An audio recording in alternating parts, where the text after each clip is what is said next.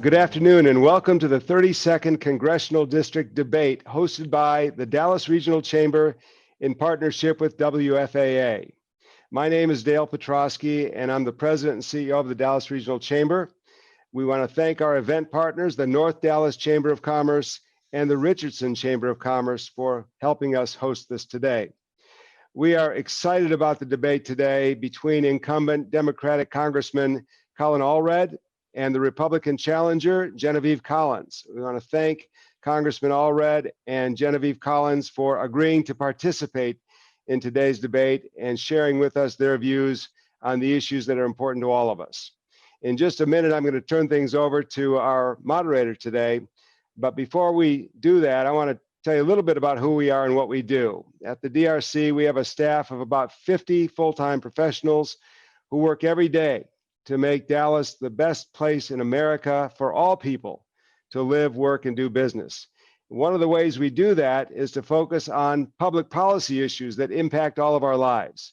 Issues like transportation and taxes, regulations, energy, jobs, education and workforce, and of course, economic stimulus in the wake of the COVID-19 pandemic. We work closely with elected officials on both sides of the aisle, at all levels of government, City Hall here in Dallas and Collin County and Denton County. We work in Austin with our state legislators and state leaders, and we work in Washington, D.C. with our leaders there. We work with our allies, including the North Dallas Chamber and the Richardson Chamber of Commerce, to ensure that we are all positioned for economic prosperity and a great quality of life in this region. So that's why today we are so proud to host this congressional debate for a district that's drawn a lot of national interest because it flipped from a Republican seat 2 years ago to a Democratic seat. We'd like to thank WFAA, who's a DRC member company, for their commitment to quality journalism that informs thousands of viewers across our region and the state of Texas every day. I'd like to remind you that early voting is happening now through Friday, October 30th. Election Day is Tuesday, November 3rd, less than 2 weeks away. And now it's my great pleasure to introduce our moderator for today's debate, Jason Whiteley, the award-winning senior reporter at WFAA and host of Inside Texas Politics. Jason, thanks for agreeing to be our moderator today, and I'm going to turn it over to you now. All right, Dale, thank you very much. We'll talk about the format first to lay this out so our viewers can understand kind of the roadmap of where we're going. Each candidate is going to get 2 minutes for kind of opening remarks here, and we're going to ask 5 questions of both candidates. And these questions have not been shared with the candidates ahead of time. They don't know what they are. I've had the questions solely as well. Each candidate will get 1 minute to respond to each question and then a minute to rebut the other's answers as well. After our questions, we're going to take questions from the audience. So if you can just keep that in mind, if you have a question you'd like to ask the candidates, enter that into the chat function of your browser there, and those will be forwarded on to me during the debate here.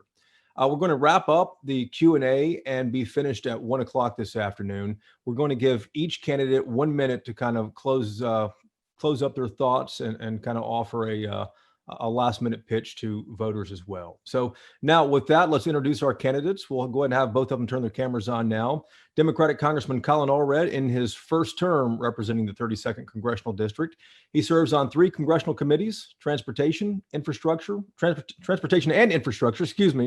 their congressman, foreign affairs and veteran affairs as well too. He is a Dallas ISD grad, as you may know, and Congressman Allred previously served in the General Counsel's office at the U.S. Department of Housing and Urban Development. Republican challenger Genevieve Collins. She is a local businesswoman. She is head of corporate strategy at iStation. It's an education technology firm in Northeast Dallas, and she is a 7th generation Texan and a graduate of SMU's Cox School of Business. So with that, thanks for joining us. I know there are some races out there, guys, who the candidates don't want to meet in a debate. And it means a lot that you guys are not only meeting in a debate, but meeting several times. So we appreciate you taking time for us this afternoon. Jason. We appreciate you being here, Colin, and Genevieve as well too. Let's start with the first question. Another round of stimulus has failed in Congress. It's stalled between the White House and the Democratic congressional leaders. There's no agreement in sight. And this comes after we saw several other previous stimulus packages passed with bipartisan support. So if elected, Congressman Allred, what will you do to ensure that North Texans get results and not just partisan politics out of DC? Yeah. Well, first of all, Jason, thanks for having me, and thanks for doing this, and thanks to the Dallas Regional Chamber and the other chambers involved with this. You know, you're right. We passed the CARES Acts 1 and 2 and created about $4 trillion worth of aid that did allow us to get to the summer and have this economic crisis and the public health crisis not be as bad as it could have been. And then in May, the House decided that we needed to continue those efforts, and we passed the HEROES Act. As you probably know, $3.4 trillion in the HEROES Act we passed in May to try and predict and understand that the virus is going to continue to affect us, to continue to impact our economy. And at that time, Senator McConnell said that he was going to take a pause and see what happened.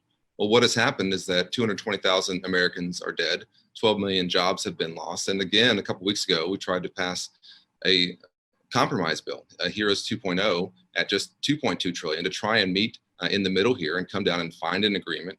And we're still unable to do that. And even now, as discussions are ongoing between the House and the White House, Mitch McConnell and the Senate is saying that whatever we agree to, they likely.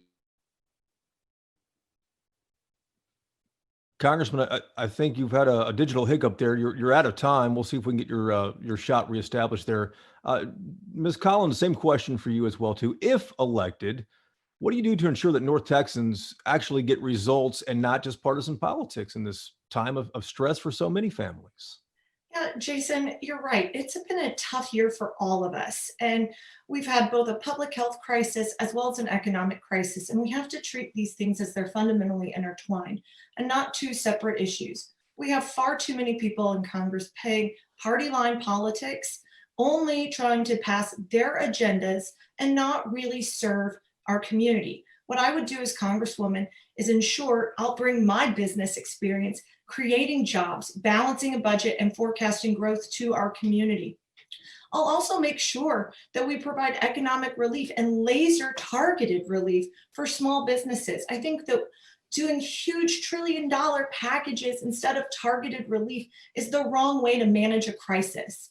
And I think that what we have to also do is look at startups and entrepreneurs. How do we give them working capital to be productive? And how do we ensure that we beat this virus from a health perspective once and for all with faster testing results, with more accurate test results, and making sure that all of our American citizens have access to a vaccine if they choose to take it.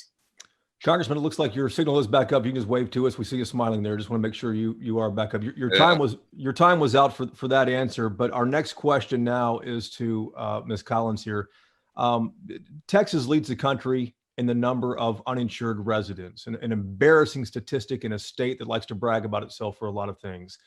And that number is likely to grow as this pandemic continues. So after years of complaining about the Affordable Care Act, the Republican Party has yet to introduce any alternative to it. So the question is, if elected, what is your plan, Ms. Collins, to increase access and affordable health coverage to Texas residents?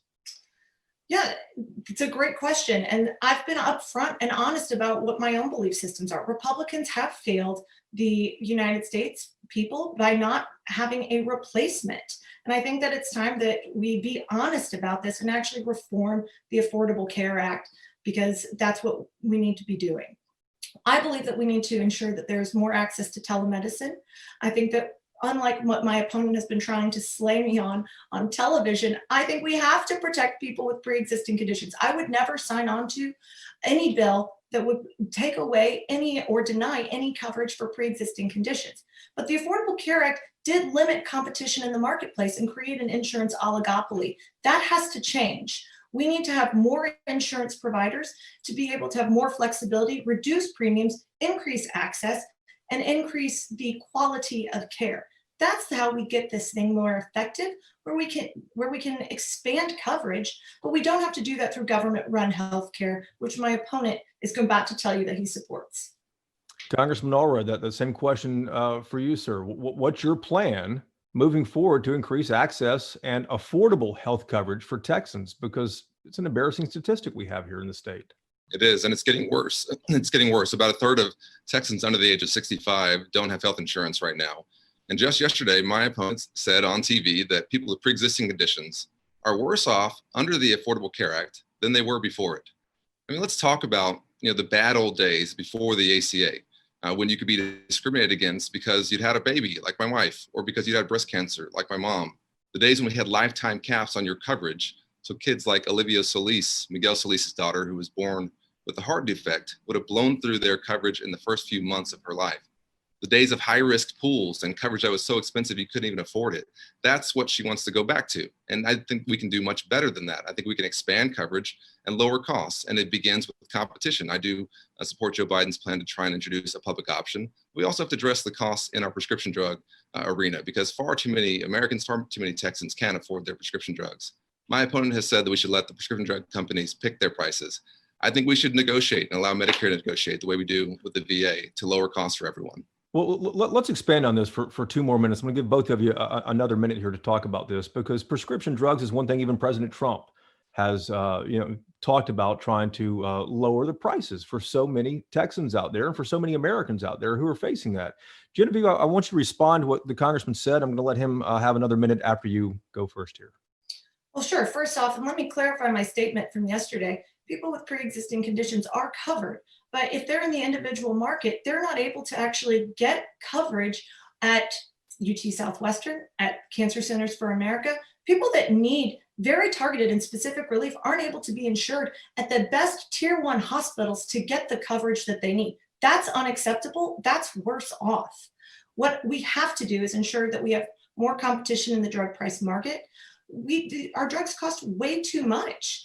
I believe in price transparency. I just spent 2 weekends in the hospital. I just got my bill yesterday for how much that costs. It costs $36,000 to spend 2 weekends in the hospital having 2 emergency surgeries.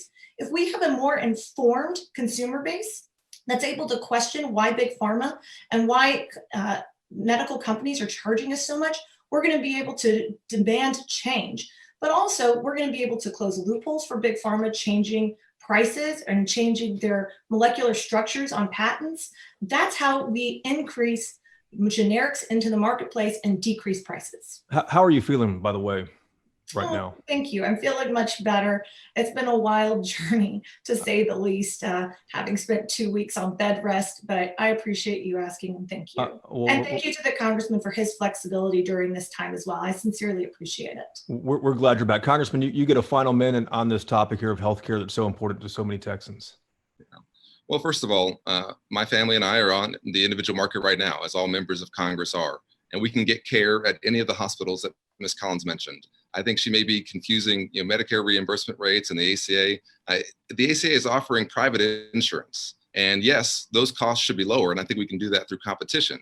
But it's not like it's being turned down at hospitals. That's just not true.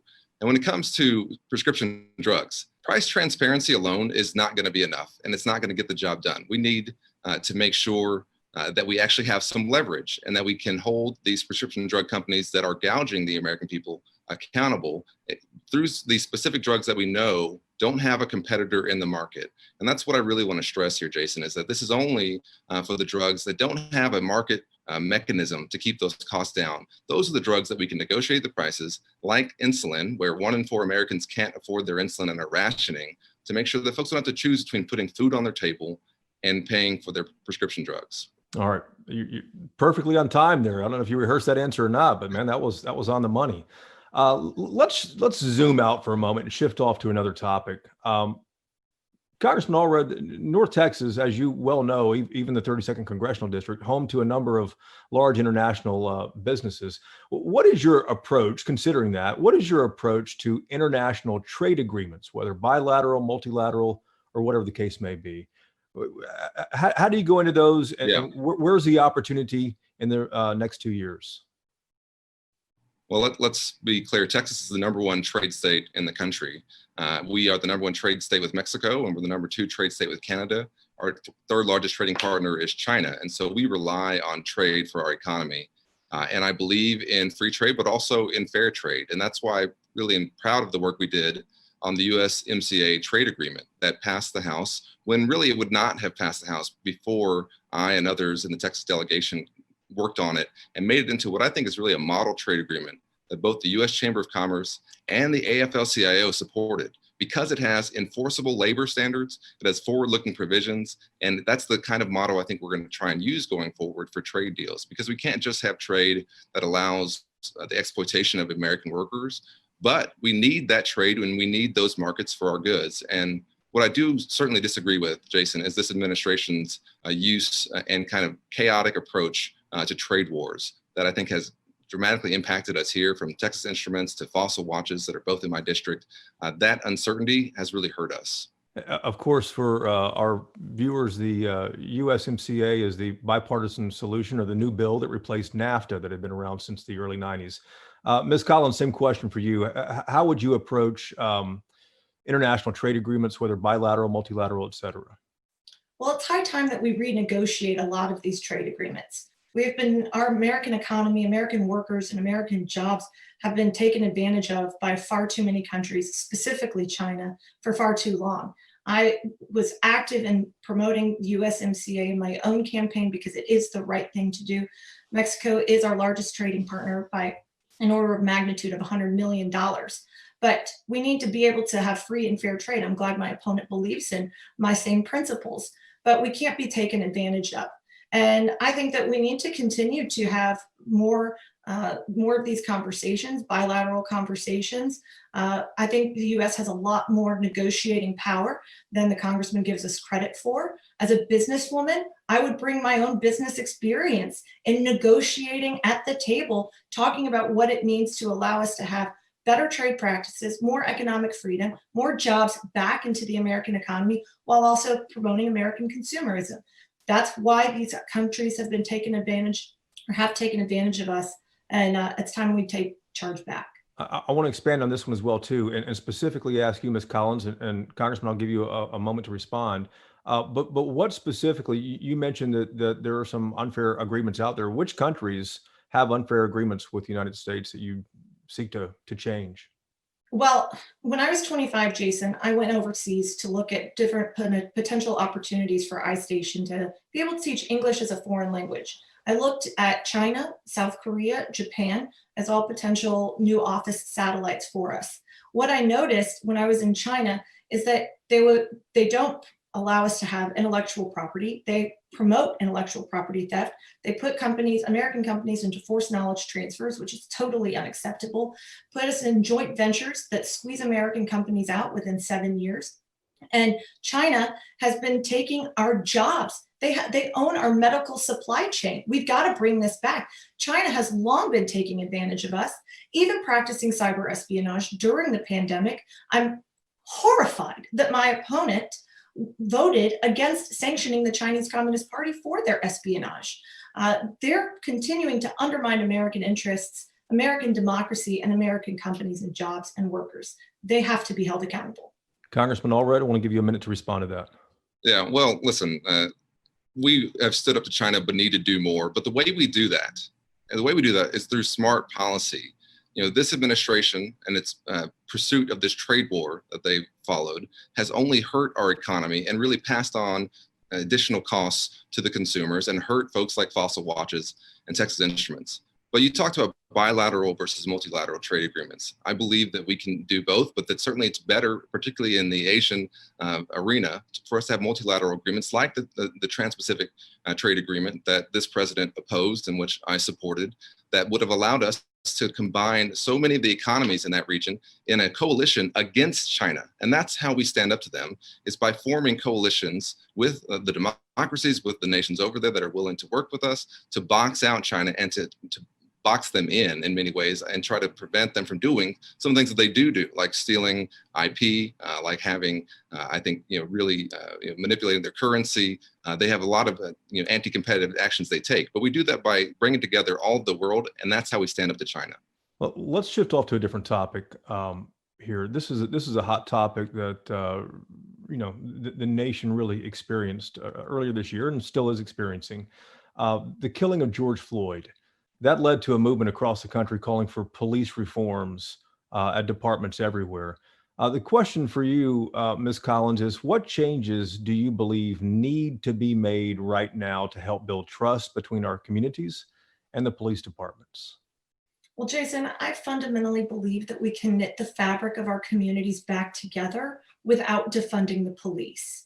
I spent my summer listening to our Black leaders and our Dallas Police Department, really understanding what the different conversations are being had. We've got to have meaningful police reform. We've got to have dash cams and body cams to promote transparency. We've got to have a federal registry of bad cops. A few does not qualify or give credence to the many great cops who are pillars of the community. But we need to know who the bad cops are so we can weed them out and never experience what happened to George Floyd, Breonna Taylor, or countless others ever again. I also think that we have to have a real conscious conversation about how we're enforcing the law, because every American should be treated equal and is equal in the eyes of the law, and we are not practicing that across our country. And I think that it's time that we have that conversation and work to remove race bias and work to ensure that everyone is treated equally and treated equally in the eyes of the law. And same question for you, Congressman. And Genevieve just mentioned a federal registry of bad cops. What are the other opportunities today that lawmakers can take to improve the relationship between police departments and communities?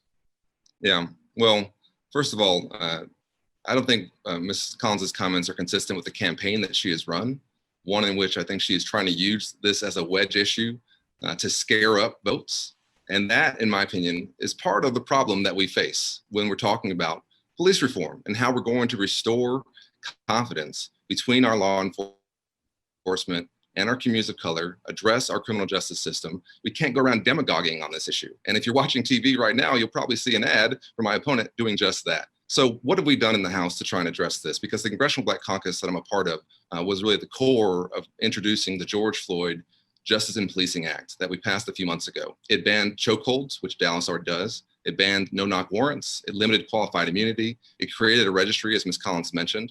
It provided for anti-discrimination training. It provided for body cameras and the ability to store body camera footage. And it ended some of the military equipment we've seen flowing to our police departments that have, seen some of them show up in some of our communities looking like the Army instead of the police. So we're trying to reform our system, but passing laws is not going to be enough. We have to also address some of the underlying social issues, and campaigns like the one my opponent is running contribute to those issues, not taking them down. Well, Jason, let's just talk about that for a moment, because the reality is my opponent's record is the thing that's on trial today. My opponent voted against funding the police. He took out $600 million from the HEROES Act 2.0, if you will, took out $600 million of funding. There was $3 trillion of funding allocated in that budget, in that bill. He could have taken out or advocated against taking out $1 trillion for bailing out failed state and local governments. He could have advocated against giving $6,000 payments to illegal immigrants. He could have advocated against a myriad of Democrat wish list items that are long range, not laser focused targeted, but instead he followed Nancy Pelosi, who he votes with 100% of the time, who decided that after this entire summer and Democrats only talking about defunding the police, enabling Antifa and riots across our community, that they would take out $600 million in their own bill for our police. I think that's unconscionable and unacceptable. Congressman Allred deserves a response to that. Go ahead, please. Well, I think you heard some demagoguing right there, but let's also be very clear about the facts. We created and added $600 million in the HEROES Act for local law enforcement. And Mitch McConnell and the Senate said no.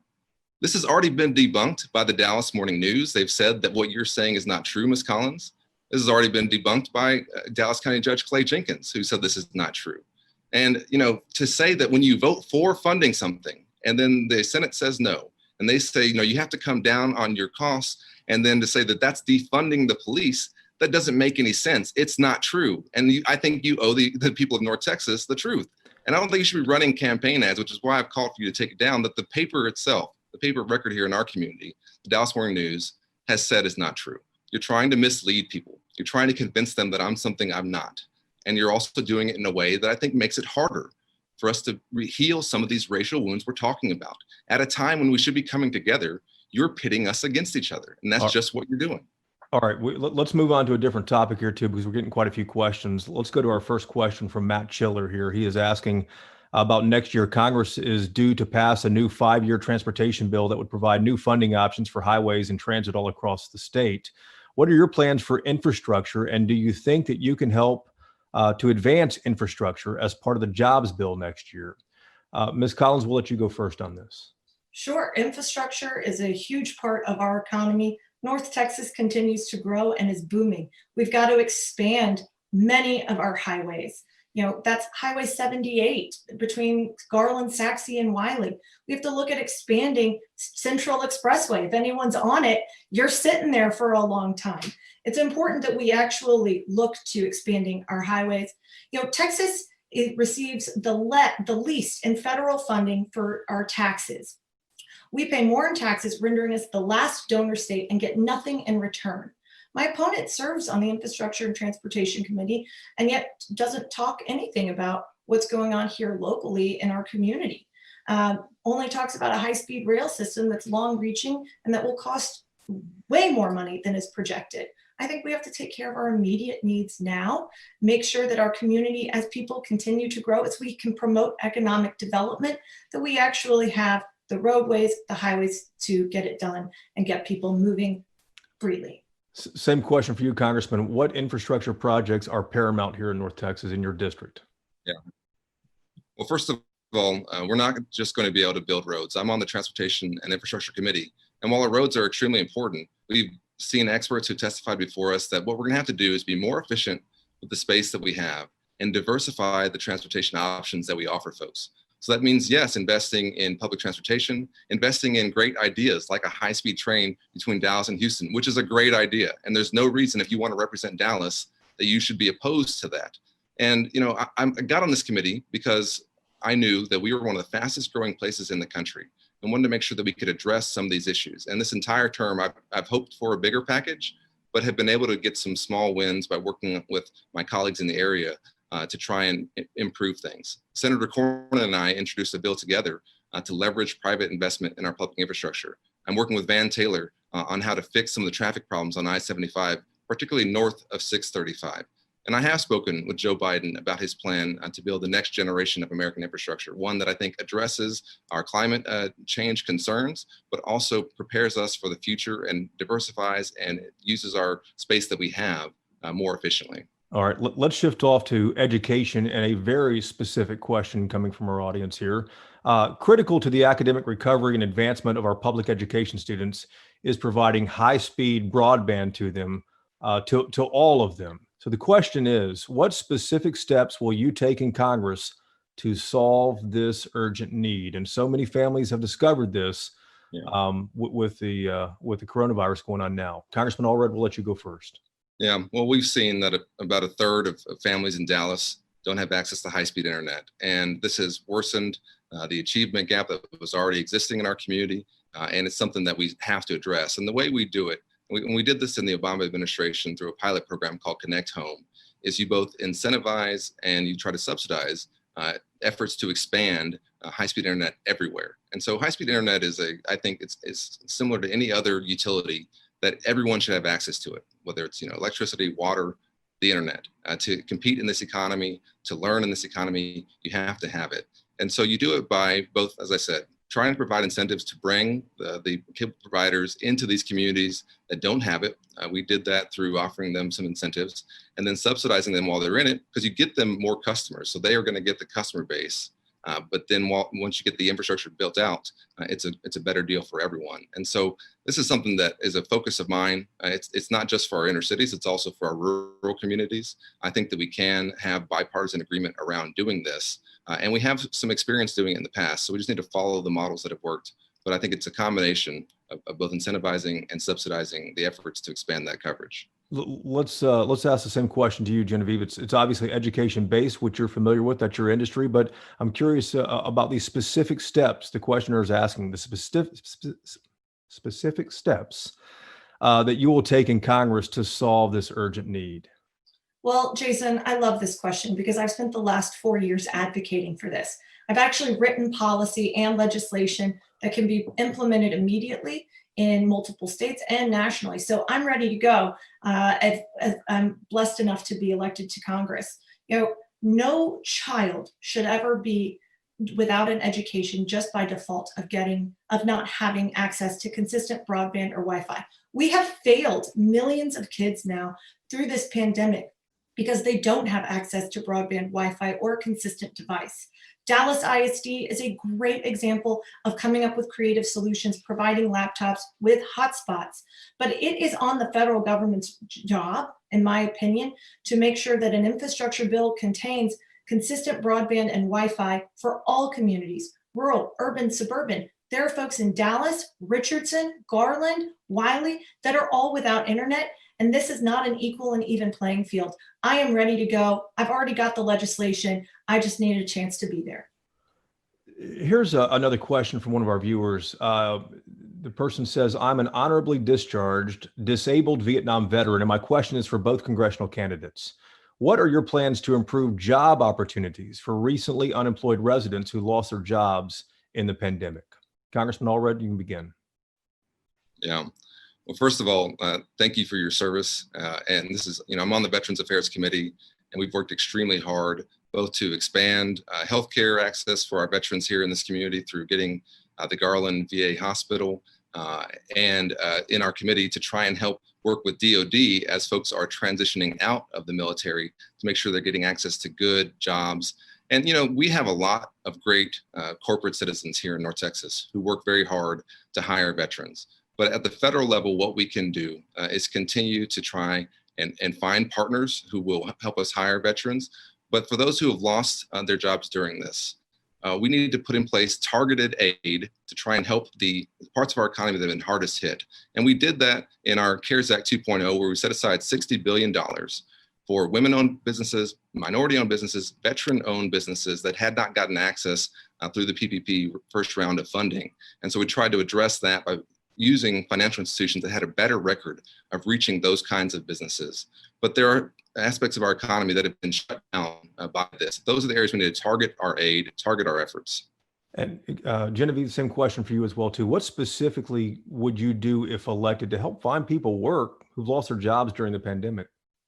Yeah, well, this Congress has failed to actually provide targeted aid to veterans that are disabled or folks that have lost their jobs. They've only done one payment of PPP and SBA loans. This is unacceptable. So my plan is, as a businesswoman, this is my wheelhouse. I work to create jobs. First, I think we have to invest in opportunity zones to uplift low-income communities. I believe we have to bring manufacturing jobs back from China. Garland is an incredible area with an already burgeoning manufacturing network. For folks in the IT world, Richardson has a fabulous innovation network that we need to expand. For veterans, we need to ensure that there are easier licensure programs that they can be licensed across multiple state lines. And I would really work to create federal grants for startups and entrepreneurs that they could participate and build out their own dreams and their own businesses, because that's something that this Congress has failed to do, is realize the dreams and keep those dreams afloat while people are struggling, whether that's small business or large corporations. We're trying to all get through right now. And it's important that we give everyone hope and access to the resource they need to keep their jobs going. All right, that is your time, Ms. Collins. I want to ask another question from our audience here too. And a quick reminder, if you have questions for the candidates, please enter those in your chat function there. And we'll do our best to ask as many of these as we can. Congressman Allred, I want to begin with you with this question here. With the 1-year anniversary of the tornado impact in North Dallas, why is it that federal funds were lacking to support the rebuild of local businesses decimated by the tornado? Smaller impacted hurricanes and natural disasters in other parts of the country, they seem to garner a much larger response in other places of the U.S. So what in the world is going on there? Why didn't we qualify? Well, Jason, this is a decision by FEMA that I disagree with and think that was decided wrongly. And, as you know, when the tornado tore through North Texas, it tore through many parts of my district. And there were different types of costs that we incurred, from our school districts to our traffic lights that were uninsured, and then those costs all add up and have to meet a certain threshold for.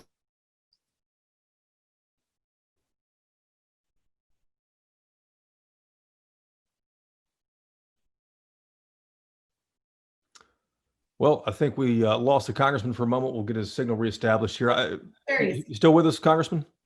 I don't know. I think so.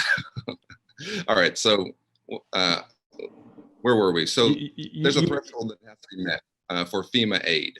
And that you get to that threshold by adding up your costs and then making your application to FEMA. We did that here in North Texas, and they divided up our costs and said, these are fall into different buckets. We're going to turn you down. So then I led the effort along with Senator Cornyn to appeal that decision. And they again turned us down. I completely disagree with the way they're using that program. I think that it goes against the intention of it. We're paying into that system. We should have gotten that aid. Yeah, we should have gotten that aid, Jason. And it's been a giant letdown for everyone in Dallas and Garland and Richardson that's homes are devastated by the fact that our current representative didn't fight hard enough. Well, Ms. Collins, are still without their homes. Let me ask you though. In their neighborhood, these homes are decimated. They're slabs, Jason. But here, let me ask you specifically though. He talked about working with Senator Cornyn. And Senator Cornyn has talked about it as well too. They disagree with what FEMA decided. What more could you do or could you have done if you were in that position? Well, I think honestly, having worked with school districts my entire career, having worked with Dallas ISD, Richardson ISD, I can work again with them on different funding formulas. I've done it from the education side, from an academic perspective. I can also do it from an infrastructure side. That's where we were really let down by FEMA, is looking at Dallas ISD and how that they were being charged for their devastation. And I think that my real working relationships with those folks already, and the mayor and the city council being able to negotiate and finally come to the table and really press FEMA. I mean, Pete Sessions got real FEMA relief for our community in 2015, and yet Congressman Allred can't do it in 2019. I think that we have precedents here in North Texas for FEMA to come in and support us, and I think that this has been a massive failure on this congressman, and clearly our communities are still devastated.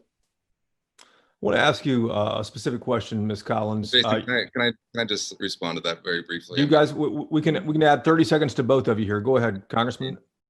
This is not about an advocacy. It's not about a negotiation, Ms. Collins. This is about having an administration that is incompetent, and they made the wrong decision. And that's not just my opinion. That's also the opinion of John Cornyn. That's the opinion of Governor Abbott, who's also a part of our appeal.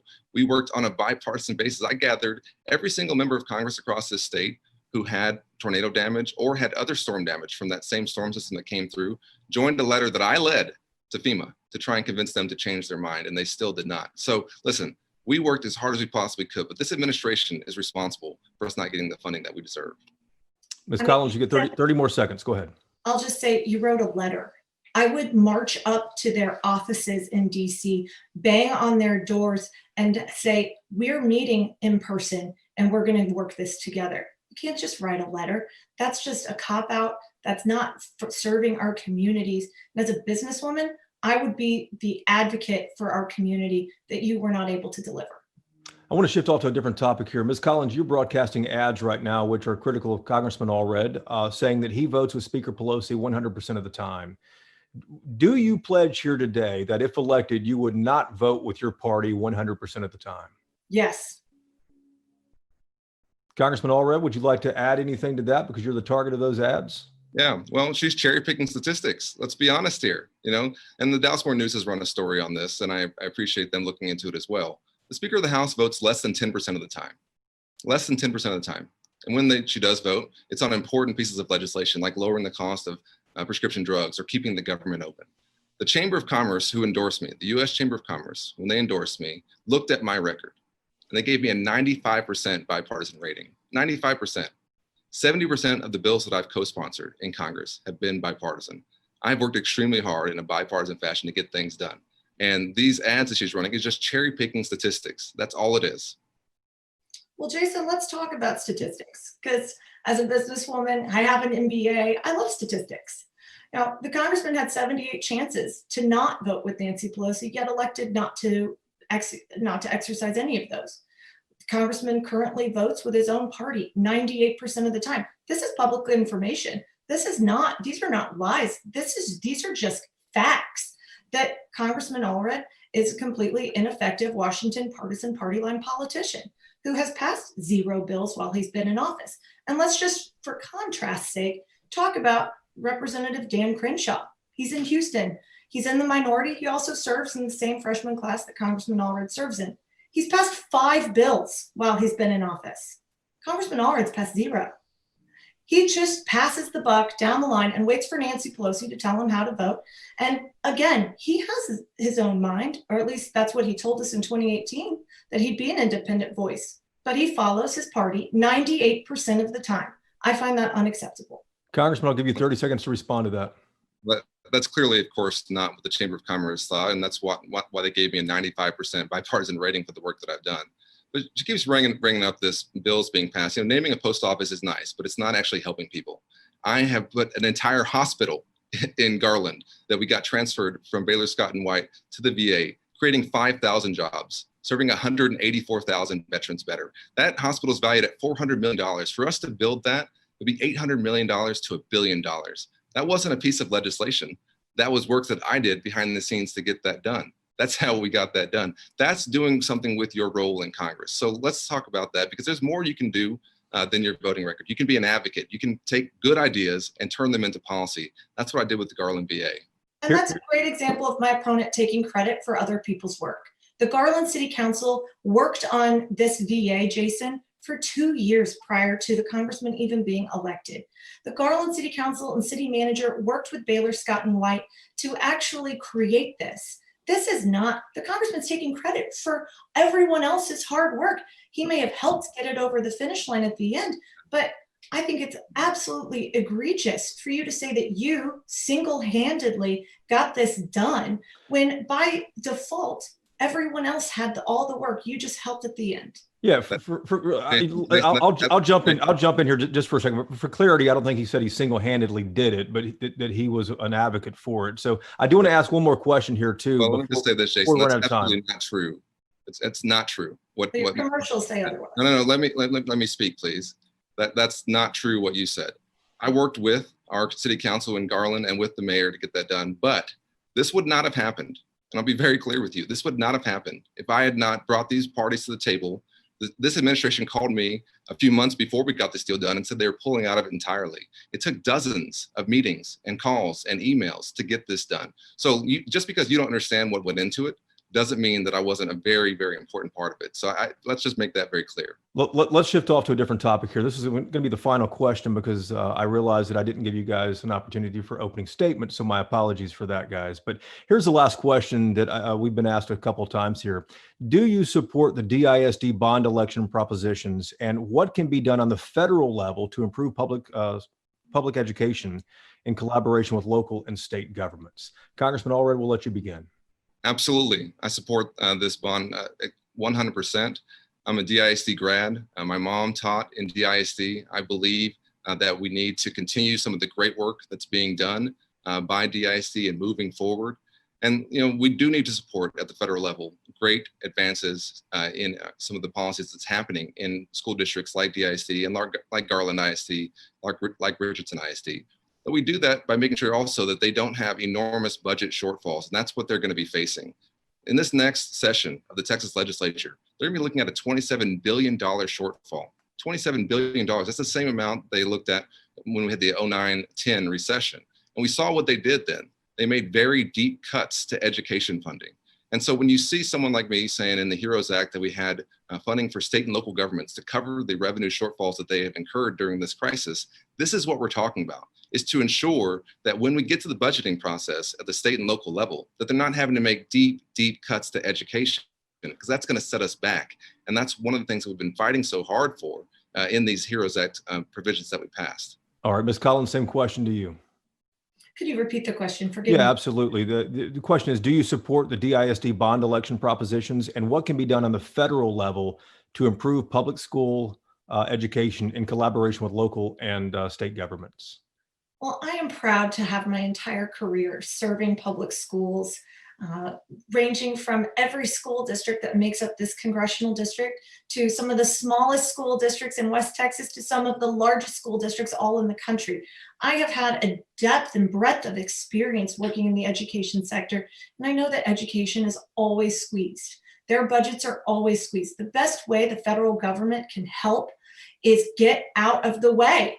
We need to be giving more money back down to state and local control so that Dallas ISD doesn't have to have these massive bonds, but that they are actually in control of their own destiny and budgets.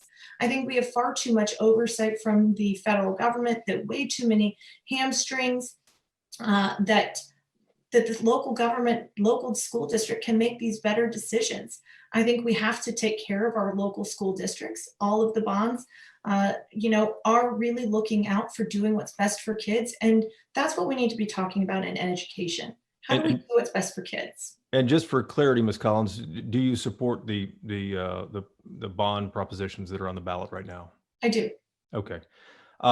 Guys, I was so excited to get this thing going. I completely jumped over your opening statements. I'm sure you guys had those ready to go. But because of that, we were originally going to do 1 minute for closing statements. We're going to give you guys 2 minutes each for closing statements. And Ms. Collins, you can go first here. Sure. Well, Jason, thank you for hosting. I guess we're all fired up, ready to go. Thanks to the Dallas Regional Chamber and North Dallas Chamber, Richardson Chamber for hosting. Congressman Allred, thank you for your time being with me and having a spirited and lively conversation. I'm born and raised here. I went to school here. I've built a business here, and I've worked with every school district that makes up this congressional district.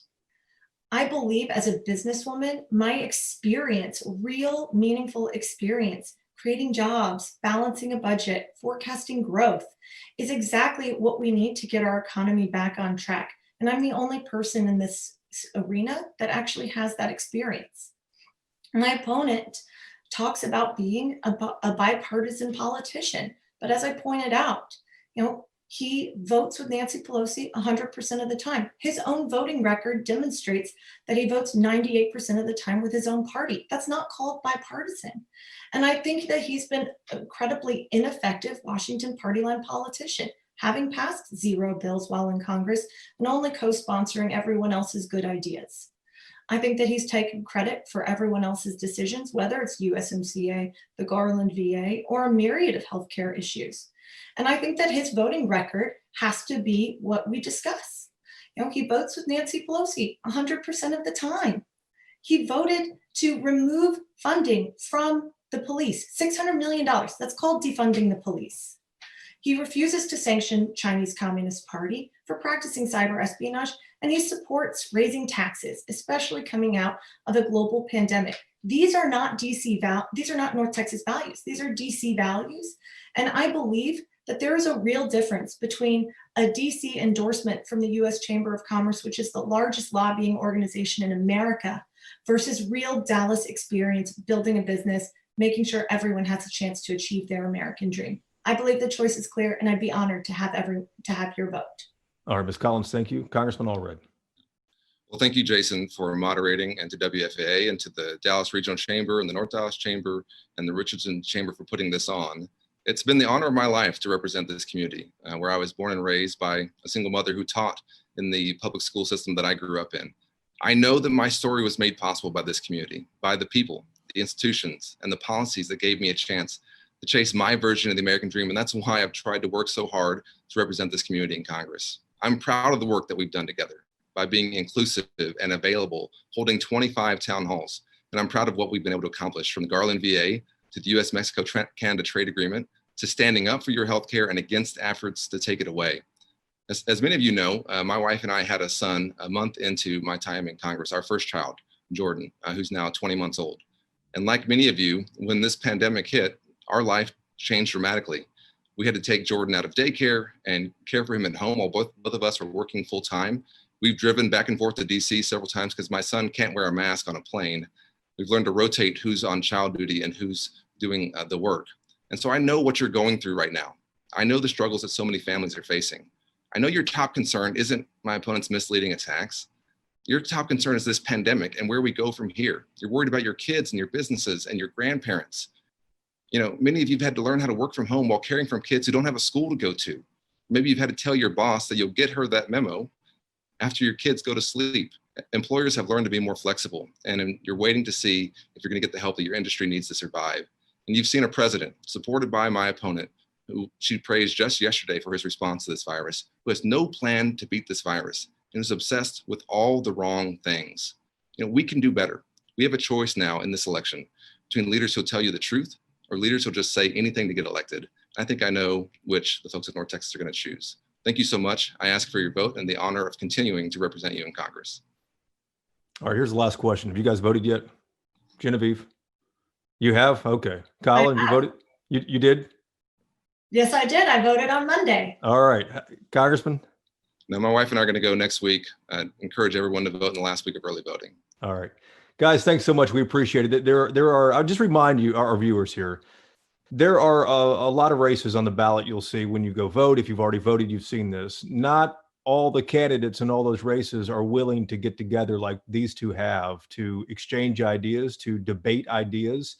And it means a lot to the democracy for both of these candidates to actually do that. So we appreciate that. And we know this because, you know, at Channel 8, we reach out to a lot of candidates, a lot of races, asking them to debate. And, you know, not all of them do. So that said, we appreciate your time. Congressman Allred, Ms. Collins, thank you so much. I'm going to turn it back over to Dale right now, the President and CEO of the Dallas Regional Chamber, for closing remarks. Congressman Allred and Ms. Collins, on behalf of the Dallas Regional Chamber, the Richardson Chamber, the North Dallas Chamber, thank you, as Jason said, for putting yourselves out there and sharing your views with us today. Thank you, Jason, for doing a great job of moderating. You're well-informed, you're even-handed, and your questions help shed light on the important issues that voters are going to have to decide on over the next couple of weeks. This is a very important election. We know that you're studying the issues. We know you're studying the candidates.